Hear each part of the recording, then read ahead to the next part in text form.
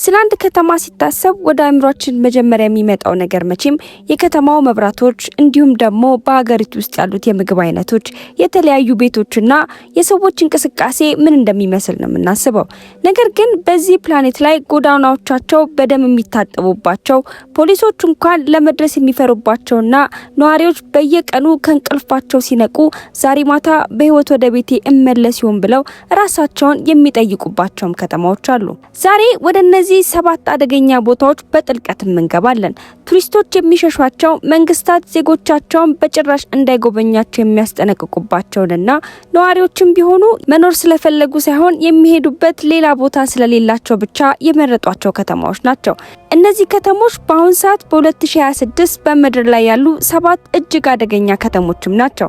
7ኛ ላይ የምናገኘው በቬንዙዌላ የሚገኘውን ካራካስን ነው። ካራካስ የቬንዙዌላ ዋና ከተማ ሲሆን ይቺ ከተማ የደቡብ አሜሪካ አህጉር ብቸኛ የልብ ምት የነበረችበትም ጊዜ ነበረ። ባለሀብቶች፣ ዘመናዊ ኑሮችና በባህልና በተስፋም የተሞላች ነበረች። ዛሬ ግን ፍጹም የማትታወቅም ሆናለች። ካራካስ በየዓመቱ በዓለም ላይ ከፍተኛ የጥቃት ወንጀል ከሚፈጸምባቸው ከተሞች መካከል በግንባር ቀደምትነትም ትመደባለች። በታጠቁ ኃይሎች የሚፈጸመው ዘረፋ፣ እገታና ግድያ ተንሰራፍቶ የሚታይበትም ከተማ ነው። ትንሽ ስህተት እንኳን መፈጸም፣ ለምሳሌ የተሳሳተ መንገድ መታጠፍ ወይም ደግሞ ባልሆነ ሰዓት ላይ ባልሆነ ቦታ መገኘት ህይወትንም ያስከፍላል። ነዋሪዎቿ ታዲያ ለምን ድምጻቸውን አያሰሙም ካሉ ምክንያቱም ደግሞ በብዙ አጋጣሚዎች ፖሊሶች ራሳቸው የችግሩ አካልም ናቸው። የቬንዙዌላ አስከፊ የኢኮኖሚ ውድቀት ሁሉንም ነገር እንዳልነበረም አድርጎታል። በአሁን ላይ በቂ የሆነ ስራ እንዲሁም ደግሞ የምግብ አቅራቦት በከፍተኛ ሁኔታም ቀንሷል። ከእነሱ ጋር ደግሞ የህግ የበላይነትም አብሮ ሙሉ ለሙሉም ፈርሷል። በካራካስ ከተማ በሌሊት ብቻውን መጓዝ አደገኛ ብቻም ሳይሆን ራስን ለማጥፋት የመሞከር ያህል መሆኑ ነው የሚቆጠረው። የዩናይትድ ስቴትስ መንግስት ለቬንዙዌላ በጭራሽ እንዳትጓዙ የሚል ማስጠንቀቂያ አውጥቷል። ይህ ማስጠንቀቂያ ታዲያ ልዩ የጦርነት ቀጠና ባሉባቸው ሀገሮች ብቻ የሚሰጥም ነበረ። ነገር ግን ካራካስ ይህ ማስጠንቀቂያ ያለባት ሌላኛው ሀገርም ሆናለች። 6ኛ ላይ ደግሞ የምናገኘው ደቡብ አፍሪካ ውስጥ የሚገኘውን የኬፕ ታውንን ከተማ ነው። ኬፕ ታውን የውቅያኖሱ እይታ፣ የተራራው ውበት ልብን የሚሰቅል የተፈጥሮ መስህብም አላት። እነዛን ውብ ፎቶግራፎች ብቻ ስታዩ ከተማዋ ልክ እንደ ገነት መስላ ትታያለች። ነገር ግን ከነዛ ውብ ፎቶግራፎችም ጀርባ ኬፕ ታውን በውስጧ ብዙ ነገር እንደብቃም ይዛለች። ኬፕ ታውን ከላቲን አሜሪካ ውጪ ባሉ ከተሞች ውስጥ ከፍተኛ የጥቃት ወንጀል የሚፈጸምባት ከተማ በመሆንም ያንን አሰቃቂ ስም ይዛለች። የሽፍቶች ጥቃት፣ የመኖሪያ ቤት ወረራና በየዓመቱ ከፍ እያለ የሚሄድ የሰዎችም ግድያ መጠንም ይታያል። ደቡብ አፍሪካ በምድር ላይ ካሉ ፍጹም የሀብት እኩልነት ከሌለባቸው ሀገራት ውስጥም አንዷ ናት። ከቱሪስት ቦታዎች በስተጀርባ ከወይን እርሻዎችና ከኬብል ካሮችን በስተጀርባ ነዋሪዎች በቀን ብርሃን እንኳን ወደ ውጪ ለመውጣት የሚፈሩባቸውም ሰፈሮችም አሉ። የሽፍቶች ጦርነት የተለመደ ድርጊት ከመሆኑ የተነሳ ሰዎች በእነሱ መደንገጥና መደነቅም አቁመዋል። ቱሪስቶች የከተማውን ውበትና የተራራውን ውበት እያደነቁ ሲውሉ ከተራራው ጀርባ ያሉ ነዋሪዎች ደግሞ ከዛሬ ነገ ህይወታቸውን ለመግፋት በጭንቀትም ይንቀሳቀሳሉ። ኬፕ ታውን ውበትና አደጋን በአንድ የፖስት ካርድ ውስጥም አብረው ሊኖሩ እንደሚችሉና አየር ላይ የሚታየው ማራኪ ህንጻ የተበላሸ እውነት ሊደበቅ እንደሚችልም ትልቅ ማረጋገጫም ናት። 5ኛ ላይ የምናገኘው ሜክሲኮ ውስጥ የሚገኘውን ኮሊማ የተባለውን ግዛት ነው። ኮሊማ በሜክሲኮ የፓሲፊክ ውቅያኖስ አካባቢ ላይ የምትገኝ ትንሽዬም ግዛት ነች። ስሟን ሰምታችሁ ላታውቁ ትችላላችሁ። ነገር ግን በዓለም አቀፍ የወንጀል ስታቲክስ ላይ ይህ ስም ሁልጊዜም ቢሆን ከላይ በተደጋጋሚ የሚታይ ነው። ለ3 ተከታታይ ዓመታት ኮሊማ በዓለም ላይ እጅግ አደገኛ ከተሞች አንዷ ሆናም ተመዝግባለች። ቁጥሮቹም ቢሆኑ እጅግ አስደንጋጭም ናቸው። በከፍተኛ ደረጃ ላይ በነበረበትም ወቅትም በየ100 ሺህ ሰዎች 181 ግድያዎች የሚፈጸሙ ነበረ። ነገሩን በደንብ ለማስረዳት ያህልም 100 ሺህ ሰዎች በስታዲየም ውስጥም ብትሰበስቧቸው ከነሱ ውስጥም ከ181 በላይ የሚሆኑትም በአንድ ዓመት ውስጥ ይገደላሉ ማለት ነው። የዚህ ወንጀል ትልቁ ምክንያቶች ደግሞ ካርቴሎች ወይም የዕፅ አዘዋዋሪዎችም ናቸው። ኮሊማ በጣም ወሳኝ በሆነው የፓሲፊክ ወደብ ላይ ስለምትገኝ ይህ የዕፅ ዝውውርና ፌንታሊን ለማምረት የሚያገለግሉ ኬሚካሎችም የሚያልፉበትን በር ነው። በርካታ የካርቴሎ ቡድኖችን ያንን ወደብ ለመቆጣጠር በከፍተኛ ጭካኔ ይዋጋሉ። የሚያሳዝነው ነገር ታዲያ የኮሊማ ነዋሪዎች በዚህ ጉዳይ ብቻ በመሃል ሰለባ መሆናቸው ነው። በኮሊማ ጎዳናዎች ላይ ሬሳ ማግኘት የሚያስደነግጥም ነገር አይደለም፣ የዘውትር እውነታ ነው እንጂ። ንግዶች በማለዳም ይዘጋሉ። ትምህርት ቤቶችም ቢሆኑ በፍርሃት ውስጥ ነው የሚሰሩት። ህይወታቸውን ሙሉ እዚያ የኖሩ ተራ ሰዎች ደግሞ ለመውጣት ከፍተኛ የሆነ አማራጭንም ሁሉ ጊዜም ቢሆን ይፈልጋሉ። በአራተኛ ደረጃ ላይ ደግሞ የምናገኘው ወደ ደቡብ አፍሪካ ተመልሰን ፒተርማሪትስበርግ የተባለውን ከተማ ነው። በስታቲክስ የ2025 መረጃ መሰረት ይች ከተማ በየ100 ሺህ ነዋሪዎች 82 የወንጀል ግድያዎች እንደሚፈጸም ማስመዝግባለች። ይህ ታዲያ በዚህ አመት መስፈርት በዓለም ላይ እጅግ አደገኛ ከተማ አድርጓታል። በየ100 ሺህ ነዋሪ 82 ወንጀል ይፈጸማል ማለት ጎረቤታችሁ፣ ዘመዳችሁና የናንተ የቅርብ የምትሉትም ጓደኛ የዚህ የወንጀል ሰለባ ሊሆን እንደሚችልም በሰፊው የሚያሳይ ነው። በአመት ውስጥም የምናውቀው ሰው ላይ አንድ አደጋ የመከሰቱ እድልም አነስተኛ ሳይሆን እንዲሁም እጅግ ከፍተኛ ነው። የሽፍቶች ጥቃት እንዲሁም ደግሞ በታጠቁ ኃይሎች የሚፈጸሙ ዘረፋና ድብደባዎች ተንሰራፍተው የሚገኙበትም ከተማ ነው። በሌሊት ብቻውን መጓዝ ደግሞ እውነትም ህይወቱን ለአደጋ የማጋለጥም ያህል ነው። ደቡብ አፍሪካ በወንጀል መጠናቸው በዓለም ላይ ካሉ 10 እጅግ አደገኛ ከተሞች መካከል 5ቱን በውስጧም ይዛለች። በሶስተኛ ደረጃ ላይ ደግሞ የምናገኘው ወደ ሜክሲኮ ተጉዘን ዛሞራ የተባለችውን ከተማ ነው። ዛሞራ በሚቾአካን ግዛት ሜክሲኮ ውስጥ የምትገኝም ከተማ ናት።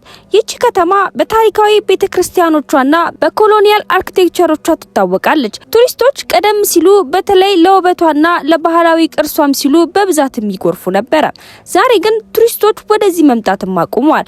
ቀሪዎቹ ነዋሪዎቿ ደግሞ ለመውጣት የሚችሉበትን አቅም የሚያገኙበትንም ቅጽበት እየጠበቁም ይገኛሉ። ዛሞራ በሜክሲኮ ውስጥ ባሉ ሁለት እጅግ ጨካኝ የካርቴል ድርጅቶች መሃል የጦር ሜዳም ሆናለች። በአኒስኮ ኒው ጄኔሬሽን ካርቴል እና በሎስ ቪያግራ ስም ተውጣም ትገኛለች። አካባቢው ላይ ያሉ መሬታማ ቦታዎች እጅግ ከፍተኛ መጠን ያለው ማሪዋናንና ሜታፌርታሚንን ያመርታሉ። ሁለቱም ቡድኖች ታዲያ ከተማውን ሙሉ ለሙሉ መቆጣጠርም ይፈልጋሉ። እናም ያ ፍላጎት ሁለቱንም ወደ ማያቆም ውጊያ እንዲመሩ አድርጓቸዋል። ታዲያ ይህ ሁኔታ ለተራ ነዋሪዎቹ ከፍተኛ ሆነ ውጥረትና ቅዠትም ሆኖባቸዋል። የከተማውን ነዋሪዎች አግተው ከፍተኛ ብር መጠየቅና በዘረፋ የሚደረጉ ጥቃቶች እንዲሁም ደግሞ በየቦታው የሚቃጠሉ ቤቶችና ባላቸው ንግድም ብቻ በብዛት በጉልበት ገንዘብ የሚወሰድባቸውም ሰዎች ይበዛሉ። ታዲያ ይህ ሁኔታ ጥቃቱ እነሱን ሳይነካቸው በደጃፋቸው አልፏቸው እንዲሄድም ይመኛሉ። ነገር ግን እሱ ጉጉት ብቻ ሆኖ ነው የቀረው። ዛሞራ በሁለት ዋና ሜክሲኮ ከተሞች መካከል በሚገኘው መንገድ ላይም ትገኛለች። ይህም ሁሉ ጊዜ የውጊያን ቦታም ያደርጋታል። እናም ለካርቴል ጦርነቱ ምንም አይነት ማብቂያ ባለመኖሩ የዛሞራ ህዝቦች ያለምንም ምርጫ በጦርነት ቀጠና ውስጥም ለመኖርም ተገደዋል። ሁለተኛ ላይ ደግሞ የምናገኘው በድጋሚ ወደ ሜክሲኮ ተጉዘን ሲዮዳድ ኦብሬጎን ወደ ተባለችውም ግዛት ነው። ሲዮዳድ ኦብሬጎን በሶሪያና ግዛት ሰሜናዊ ሜክሲኮ የምትገኝም ከተማ ናት። የወንጀል ጠቋሚው አመልካች እንደሚያሳየው ከሆነ ከመቶ ውስጥም 92.50 ወንጀል እንደሚፈጸምም ያሳያል። ይህ ቁጥር ታዲያ የሚያሳየው 100 ማለት የከፍተኛ የወንጀል አደጋ ነጥብ ሲሆን ይቺ ከተማ ደግሞ 92.5ን ታስመዘግባለች። ከ75 በመቶ በላይ የሆኑትም ነዋሪዎችም በታጣቂ ኃይሎች የሚፈጸም ዘረፋን ሁልጊዜ እንደሚያስፈራቸውም ይናገራሉ። በቀን ብርሃን በተፎካካሪ ቡድኖች መካከል የሚደረጉ የተኩስ ልውውጦችን በየቀኑ ይቺ ከተማም ታስተናግዳለች። መንግስት ሀገርን እንደሚቆጣጠረው ሁሉ ካርቴሎች እዚህ ያሉትን ጎዳናዎችም ይቆጣጠራሉ። በፍርሃት በኃይልና ምንም አይነት የህግ የበላይነት እንደሌለም በማመን ሙሉ ለሙሉ ከተማዋንም ይቆጣጠራሉ። ፖሊሶች ለምን እርምጃ አይወስድምም ካሉ ምክንያቱም ደግሞ በብዙ አጋጣሚዎች የፖሊስ ቤተሰቦች ከፍተኛ የሆነ ዛቻም ይደርስባቸዋል። ድምጽ ማሰማት ማለት የራስን የሞት ወረቀት መፈረም ማለት ነው። እናም ዝምታቸውንም ስለቀጠሉ ጥቃቱም በዛው ልክ ከፍተኛ ሆኖም ቀጥሏል። ሲዮዳድ ኦብሬጎን ተራ ህይወት የሚስተናገድበትን ቦታም አይደለም። ወደ ስራ መሄድ፣ ልጆችን ወደ ትምህርት ቤት መውሰድና ወዳጅን መጎብኘት የማይታሰብም ነገር ነው። በዓለም ላይ ያሉ አብዛኞቹ ሰዎች ሊገምቱት የማይችሉት አደጋ የሚገኝበትም ከተማ ነው። እያንዳንዷ ቀን ለነዋሪዎቹ እንደ ቁማርም ነው። በዚህ ከተማ ውስጥ በሰላም ወጥቶ በሰላም መመለስን የመሰለ ማሸነፍም የለም። በአንደኛ ደረጃ ላይ የምናገኘው ከተማ ወደ ሃይቲ ተጉዘን ፖርቶፕራስ የተባለችውንም ከተማ ነው። ፖርቶፕራስ የሃይቲ ዋና ከተማ ስትሆን በዚህ ከተማ ውስጥም በየ100,000 ሰዎች 139 ግድያዎችም ይፈጸማሉ። ይህ ማለት በምድር ላይ ካሉ ከተሞች ሁሉ ከፍተኛውን ቁጥር የያዘችም ከተማ አድርጓታል። ከ75% በላይ የሚሆኑ የፖርቶፕራስ አካባቢ ከእያንዳንዱ 10 ሰፈሮች 8ቱ በታጠቁ ቡድኖችም ቁጥጥር ስር ነው። በመንግስትም አይደለም። ፖሊስም እዚህ ውስጥ እጁን የማያስገባም። በወንጀለኛ ቡድኖች ህጉን እነሱ ያወጣሉ። ማን እንደሚንቀሳቀስና እንደማይንቀሳቀስም የሚወስኑትም እነሱ ናቸው። ማን ምግብ መብላት እንዳለበትና እንደሌለበት፣ መኖር እንዳለበትና እንደሌለበትም ህጉን የሚያወጡትም የሚሽሩትም እነዚህ ቡድኖች ናቸው። በ2024 ብቻ በሃይቲ ከ5600 በላይ ሰዎችም ተገድሏል። ካለፈው አመትም በ1000 ያህልም ጭማሪንም አሳይቷል። ሂደቱ እየተሻሻለ ሲሆን ይበልጥም እየተባባሰበት ነበር የመጣው። ነገሩን ወደዚህ ደረጃ ሊደርስ የሚቻለው በ2021 የሃይቲ ፕሬዝዳንት ይገደላሉ። ሀገሪቱ የመጨረሻውን ህጋዊ መሪም ታጣለች። የወንጀለኛ ቡድኖቹ ደግሞ ክፍተቱንም ለመሙላትም ተንቀሳቀሱ። በየሰፈሩና በየጎዳናው እየገቡም እንቅስቃሴያቸውንም ጀመሩ። በ2026 ደግሞ ነገሩ እጅግ በጣም በመበላሸቱ ቡድኖቹ በዋና ከተማዋ ዙሪያ ባሉ ከተሞች ላይ የተቀናጀ ጥቃትን በመክፈት ቤቶችንም አቃጥለው በሺዎች የሚቆጠሩ ተራ ዜጎችም እንዲፈናቀሉ አድርገዋል። የተባበሩት መንግስታት ድርጅትም የሰላም አስከባሪንም ወደዚህ ከተማ ልኳል። የኬንያ የፖሊስ አባላትንም ማሰማራቸው። ይህ ቢደረግም ቡድኖቹ ግን ከተማዋን አሁንም ቢሆንም አልለቀቁም። በፖርቶፕራስ ውስጥ ፍጹም ጸጥታን የማያውቁ ልጆችም እያደጉ ይገኛሉ። የተኩስ ድምጽ ለነሱ ልክ እንደ ወፍም ጩኸትም የተለመደ ነው። ትምህርት ቤቶችም ተዘግተዋል። ቡድኖቹ ህንጻዎችን ስለሚቆጣጠሩ ሆስፒታሎችንም መስራት ፈጽሞ የማይታሰብ ነው። ቤተሰቦች የሚያመልጡበትን ቦታም ስላጡ ከዚህ ቦታ ሊያወጣቸው የሚችለውን የትኛውንም ነገር በመጠባበቅም ይገኛሉ። ታዲያ በምድራችን ላይ እጅግ አደገኛዋ ከተማ ሆና የተመዘገበችውም ይቺ ፖርቶፕራስ የተባለችውም ከተማ ናት። እንግዲህ ተመልካቾቼ የዛሬው ፕሮግራማችን ይህንን ይመስል ነበር። በቀጣይ ደግሞ በሌላ ታሪክ እስከምንገናኝ ድረስ ቸር ሰንብቱ።